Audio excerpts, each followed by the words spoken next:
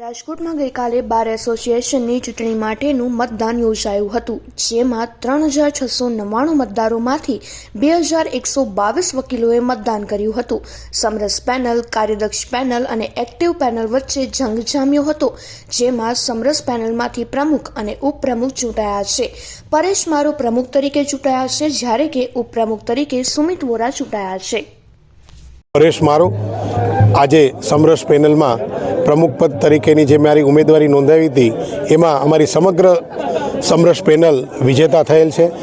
એ બદલ હું રાજકોટ બાર એસોસિએશનના તમામ સિનિયર અને જુનિયર એડવોકેટ ભાઈઓ અને બહેનોનો ખૂબ ખૂબ હૃદયપૂર્વક અમારી સમગ્ર ટીમ વતી આભાર માનું છું. જે નવા કોર્ટ બિલ્ડિંગની અંદર જે સુવિધાઓ હોવા છતાં હજુ સુધી શરૂ થઈ શકેલ નથી, એ સુવિધાઓમાં ખાસ કરીને એટીએમ, પોસ્ટ ઓફિસ અને બેંક એમની તાત્કાલિક શરૂ થાય એ સંદર્ભેના પ્રયત્ન કરીશું.